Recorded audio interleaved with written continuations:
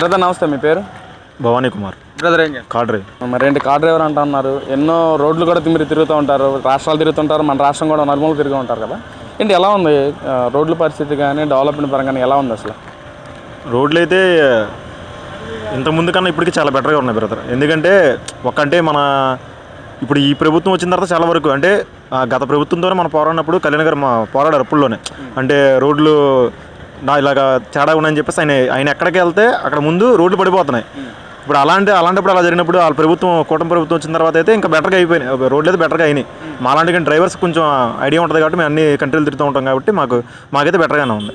అంటే డెవలప్మెంట్ ఎలా ఉంది అసలు? డెవలప్మెంట్ ఏమైనా జరుగుతుంది అసలు? డెవలప్మెంట్ జరుగుతుంది బ్రదర్, కాకపోతే నిదానంగా. అంటే ఎమ్మటిని అయిపోవాలంటే ఏది అవ్వదు కదా. దాన్ని బట్టి ఒక్కొక్క పాయింట్ పట్టుకుంటూ వెళ్తున్నారు తప్ప అంటే మళ్ళీ కూర్చోవాలి చేయాలని కాదు, ప్రజలకు ఏం కావాలి అనే కాన్సెప్ట్ మీదే ఇప్పుడు ప్రభుత్వం పనిచేస్తుంది. అది మాకు అర్థమవుతుంది. దానివల్ల మీరేమో ప్రజల కోసం పనిచేస్తుంది ఈ ప్రభుత్వాన్ని మీరే అంటా ఉన్నారు, మరి గత పాలకులేమో అసలు ప్రజల గురించి ఆలోచించే తత్వం కూటమి ప్రభుత్వానికి లేదు, వాళ్ళు మొత్తం దోచుకో అన్న కాన్సెప్ట్తో వ్యవహరిస్తున్నారని చెప్పి అంటున్నారు కదా. ఏంటి ఏది కరెక్ట్ అంటారు అసలు? ఇలాగైతే 100% వైసీపీ కరెక్ట్ అండి. ఎందుకంటే అప్పుడు వాలంటీర్లు ఇచ్చినా ఎవరిని ఇచ్చినా ఓన్లీ అది దేనికి వాడారంటే ఆ పార్టీ మీటింగ్లకు కానీ ఆ పార్టీ జెండాలు తిప్పడానికి కానీ వాళ్ళకి ఇష్టం లేని పనులు కూడా వాళ్ళు చేయించారు వాళ్ళతో. వీళ్ళేంటంటే ఒక గవర్నమెంట్ మనకి ఒక జాబ్ ఇస్తుందంటే వాలంటీర్ అంటే మనకి ఏంటో అనుకొని వెళ్ళిపోయారు. నిజం చెప్పంటే వాళ్ళకన్నా మేమే కొంచెం బెటర్. వాళ్ళని అలా వాడారు. వాళ్ళని ఓన్లీ పార్టీకి సంబంధించిన విషయాలకు వాడారు తప్ప ప్రభుత్వానికి సంబంధించి ఏమీ పనులు చేయడం వల్ల 1వ తారీఖు నుంచి 15వ తారీఖు దాకా అంతే వాళ్ళ పని. ఇంకా 15వ తారీఖు మాత్రం ఇంకా 15 రోజులు మాత్రం ఇంకా పార్టీకి పని చేయడమే వాళ్ళ పని. అది జరుగుతుంది అక్కడ. అంటే యువకులకి జాబ్స్ కల్పించిన ప్రభుత్వం ఏదంటే మీరేం చెప్తారు అసలు? యువతకు జాబ్స్ కల్పించిందంటే జాబ్ కన్నా వదిలినట్టున్నారు. 2 days అవుతుంది అనుకుంటా. అంత మనకు ఐడియా లేదు కానీ మన దగ్గర చదువుకున్నారు ఫ్రెండ్స్ కానీ తమ్ముళ్ళు కానీ అందరూ ఉన్నారు. ఇంతకు ముందుకి ఇప్పటికి చాలా చాలా బెటర్గా ఉంది. అంటే జాబ్స్ అనగా మనకు కూడా ఏదో నార్మల్ పోస్టులు ఇచ్చేసి ఇలాగే మన వాలంటీర్లు చేస్తారని కంగారు పడ్డారు. కానీ వీళ్ళందరూ ఇప్పుడు వచ్చిన దాంట్లో బెటర్ ఏంటంటే ఎలా జరుగుతుంది ఏంటనేది జనాలకు అర్థమవుతుంది, స్టూడెంట్స్కి అర్థమవుతుంది.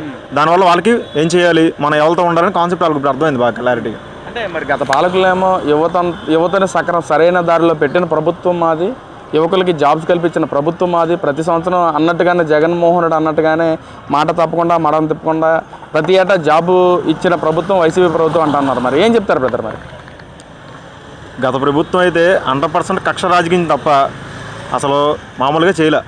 కక్ష రాజకీయంతో కన్ఫామ్గా చేసింది. ఎలాగంటే పార్టీ గెలిచిన కాడి నుంచి మనల్ని ఎవరేమన్నారు వాళ్ళని చేయాలి, మనల్ని ఎవరు తిట్టారు, ఏమని తిట్టాడు, ప్రజల కోసం మనం ఎన్నుకున్నప్పుడు ఇప్పుడు ఈ ప్రభుత్వం ఏం చేస్తున్నా ఆ ప్రభుత్వం జనాలకు తెలుసు క్లారిటీగా. దానివల్ల ప్రభుత్వం అసలు ఇప్పుడు మన ఒక ఎమ్మెల్యే మనం తిట్టాడంటే ఆ టార్గెట్ అంతే. ఇప్పుడు మనం ఎక్కిన తర్వాత ఇప్పుడు కూటమి ప్రభుత్వం వచ్చిన తర్వాత అలాంటిది ఏం సీన్ లేదు. ప్రజలకి ఏం కావాలి, మహిళలకి ఏం కావాలి, మెయిన్ ఇంపార్టెన్స్ స్టూడెంట్స్కి ఏం కావాలి, అలాగా అన్ని రకాలను టచ్ చేసుకుంటూనే చాలా జాగ్రత్తగా అభివృద్ధి వైపు వెళ్తుందని నా నమ్మకం. అంటే మీరు స్టూడెంట్స్ అంటా ఉన్నారు కదా, అసలు గతంలో స్టూడెంట్స్ పరిస్థితి ఏంటి అసలు? జగన్మోహన్ హయాంలో చదువుకునే పిల్లల పరిస్థితి ఏంటి అసలు?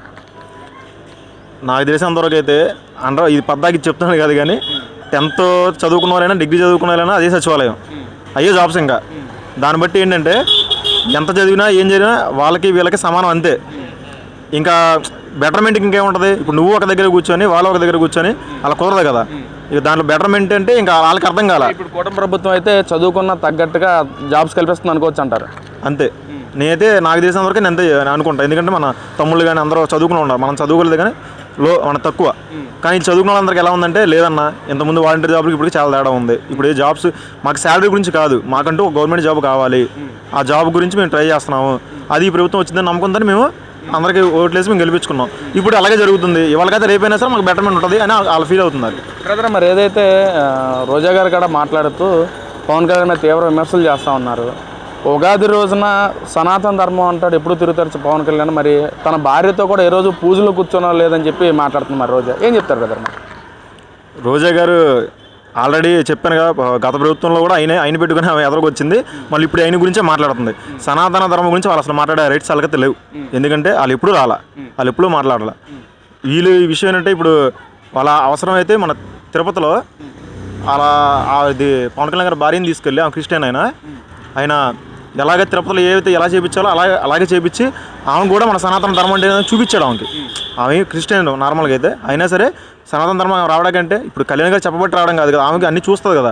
చూసి ఆమె దాంట్లోకి వచ్చి అలా చేస్తుంది. అందులో కూడా వైసీపీ వాళ్ళు విమర్శలు చేస్తూ ఓట్ల కోసమే పవన్ కళ్యాణ్ అలా చేపించాడు, గుడికి తీసుకొచ్చారని చెప్పి గుండు కూడా కొట్టించాడు అని చెప్పి కూడా మాట్లాడిన దాఖలు ఉన్నాయి. మరి ఏంటి ఇప్పుడు విషయం చెప్పాలంటే వాళ్ళు భార్యాభర్తలు, ఆమె చెప్పింది నేను చేయాలి ఇలా అనేది కాన్సెప్ట్ కాదు. ఇక్కడ సనాతన ధర్మం గురించి మాట్లాడాం కాబట్టి సనాతన ధర్మం గురించి మనం మాట్లాడాలి ఫస్ట్. కాబట్టి ఆమె ఎలా ఉంది ఏంటంటే ఇష్టం లేకుండా చేయరు కదా. అదొకటి సనాతన ధర్మం గురించి మాట్లాడాలి. ఎవరు మాట్లాడారు? వయసులో ఒకళ్ళు మాట్లాడి ఉన్నారా? ఎవరు లేరు. ఈయన వచ్చి ఫస్ట్ నుంచి సనాతన ధర్మం గురించి చెప్తున్నాడు. అదొకటి ఇంకోటి ఫస్ట్ నుంచి ఎజెండా ఏంటంటే, జనసేన ఎజెండా ఏంటంటే పదవున్నా లేకపోయినా ప్రజల పక్షాన్ని ఉంటారని ఫస్ట్ నుంచి చెప్తున్నారు. ఇప్పుడు అలాగే జరుగుతుంది. అది వీళ్ళకి పూజ చేయడం కూడా రావట్లేదు. ఉగాది రోజు శుభాకాంక్షలు కూడా ప్రజలకి చెప్పలేకపోతున్నారు. పూజ ఎలా చేయాలో జగన్మోహన్ రెడ్డి చూసి నేర్చుకుని అని చెప్పి కూడా రోజా గారు మాట్లాడుతున్నారు. బ్రదర్ ఏంటి?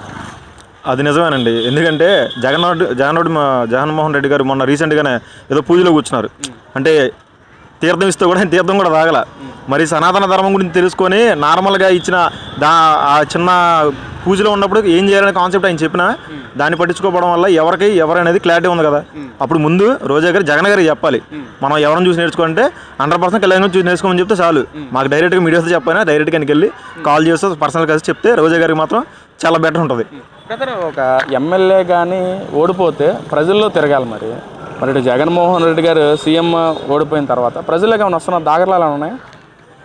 ప్రజలకి అంటే 99% లేదు సార్, లేదన్న. మరి ఎందుకని బ్రదర్? మరి వైసీపీ నాయకులందరూ మాట్లాడుతున్నారు, జగన్మోహన్ రెడ్డి గారే మాట్లాడుతున్నారు. అసలు కూటమి ప్రభుత్వం గెలిచిన 22 నెలలు అంటే జగన్మోహన్ రెడ్డి గారు ఓడిపోయిన తర్వాత ప్రతిరోజు ప్రజల్లో మమేకమై తిరిగారు.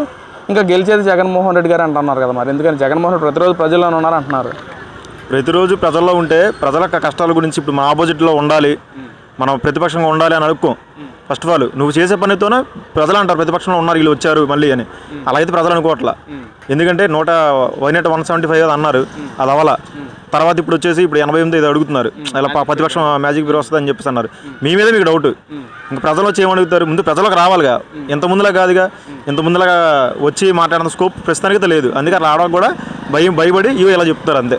అంటే ఇటు పక్కన ఓడిపోయిన తర్వాత కూడా జగన్మోహన్ రెడ్డి గారు మాట్లాడుతూ ఇంకా ఈసారి గెలిచేది నేనే, అధికారం చేపట్టేది నేనే, వచ్చాక ఎవరు ఎంతలా ఉండి సార్ తీసుకొచ్చి నిలబెడతాను, బట్టలు తెచ్చుకొని నిలబెడతాను, రప్పా చేస్తా అని చెప్పి ఇంకా భయభ్రాంతులు గురి చేసే వ్యాఖ్యలు చేయటం ఎంతవరకు కరెక్ట్ అంటారు అసలు?